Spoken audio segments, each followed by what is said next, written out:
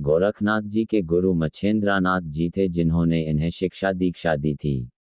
ऐसा माना जाता है कि गोरखनाथ जी का जन्म गोबर के ढेर से हुआ था, इसलिए इनका नाम गोरखनाथ पड़ा। क्या हुआ जब एक शिकारी ने कबूतर के दोनों बच्चों को पकड़ लिया। जानिए गोरखनाथ जी की ये रोचक कथा। कथा शुरू करने से पहले चैनल को सब्सक्राइब कर गुरु गोरखनाथ जी के चरणों में अपनी हाजिरी लगाएं। आज हम आपको गुरु गोरखनाथ और दो कबूतर की कथा सुनाने जा रहे हैं।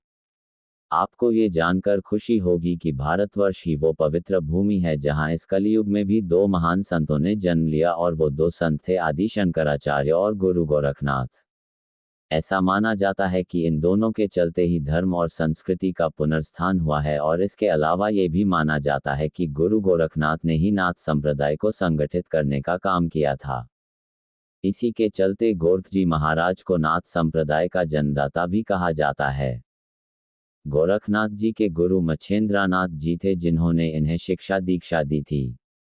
ऐसा माना जाता है कि गोरखनाथ जी का जन्म गोबर के ढेर से हुआ था, इसलिए इनका नाम गोरखनाथ पड़ा।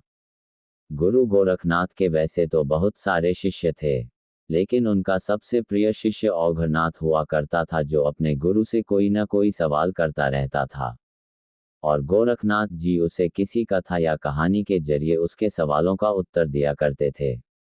आपको आज इन दोनों से जुड़ी दो कबूतरों की कथा के बारे में बताने जा रहे हैं।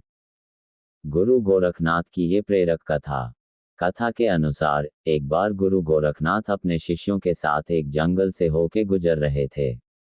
उस दिन कड़ी धूप की वजह से गर्मी भी ज्यादा थी, जिस वजह से कुछ दूर चलने के बाद गुरु गोरखनाथ जी ने अपने शिष्यों से कहा कि आओ इस पेड़ के नीचे बैठकर कुछ देर आराम कर लेते हैं, फिर आगे की यात्रा शुरू करेंगे। गुरु का आदेश पाते ही सभी शिष्य उसी पेड़ के नीचे आराम करने लगे। अभी आराम किए कुछ देर ही हुआ था कि उनके सबसे प्रिय शिष्य औघरनाथ ने उनसे कहा कि गुरुदेव, हम सभी को दो कबूतरों की कथा सुनाए जिसमें प्रेम के चलते पूरा परिवार नष्ट हो गया था। तब गुरु गोरखनाथ जी ने कहा, औघरनाथ, अगर तुम्हारी यही इच्छा है तो चलो मैं सुनाता हूँ। फिर गोरखनाथ जी ने कथा कहना शुरू किया। पौराणिक समय में एक जंगल में एक पेड़ पर दो बहुत ही सुंदर कबूतर और कबूतरी घोंसला बनाकर रहा करते थे। दोनों एक दूसरे से काफी प्रेम किया करते थे।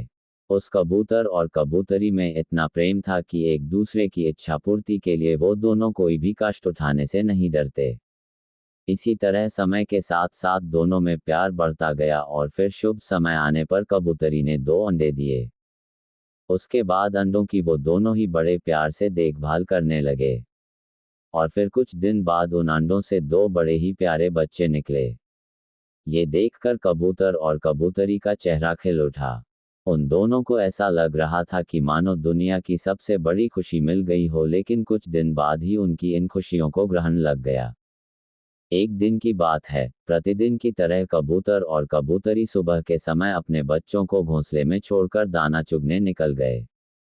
उस दिन दोपहर के समय जंगल में एक शिकारी आ गया। वो सुबह से ही शिकार की तलाश में था, लेकिन अभी उसे कुछ भी हाथ नहीं लगा था। ये सोचकर वो दुखी हो गया और पेड़ के नीचे बैठ गया। फिर अपने मन में सोचने लगा कि आज सुबह से मैं इस जंगल में यूं ही घूम रहा हूं, और भूख के मारे मेरी जान निकल रही है, और उधर बच्चे भी भूख से तड़प रहे होंगे, मेरे आने की राह देख रहे होंगे। इस तरह कुछ और समय बीत गया, और अब शाम होने वाली थी कि तभी उसकी नज़र उस घोंसले पर गई जहां कबूतर के दोनों बच्चे बैठे हुए थे। ये देखकर शिकारी की आंखों में एक चमक सी आ गई, और उसने मन ही मन में बोला कि देर आए पर दुरुस्त आए। आज तो मजा ही आ जाएगा। इन्हें बेचकर बाजार में खूब धन प्राप्त करूंगा, जिससे मेरे परिवार के लिए कई दिनों के भोजन का इंतजाम भी हो जाएगा। इतना कहकर वो कबूतरों के बच्चे को पकड़ने के लिए पेड़ पर चढ़ गया, और फिर उन्हें पकड़कर अपने जाल में रख लिया और वहां से जाने लगा कि तभी कबूतर और कबूतरी वहां आ गए और अपने बच्चों को घोंसले में न पाकर बेचैन हो गए और इधर उधर देखने लगे। तभी कबूतरी की नज़र शिकारी के जाल पर गई, और देखते ही समझ गई कि इसी शिकारी ने मेरे बच्चों को पकड़ लिया है।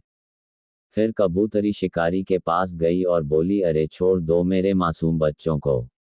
इन दोनों ने तुम्हारा क्या बिगाड़ा है?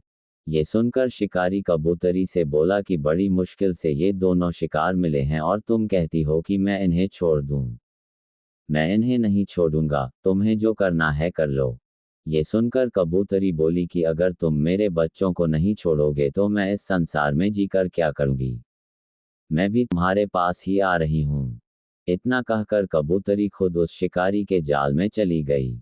उधर जब कबूतर ने देखा कि पहले उसके दोनों बच्चे और अब कबूतरी भी शिकारी की कैद में है तो भला मैं अकेला जिंदा रहकर क्या करूंगा। यही सोचकर उसने भी शिकारी से कहा कि रुको, मैं भी तुम्हारे पास आ रहा हूँ।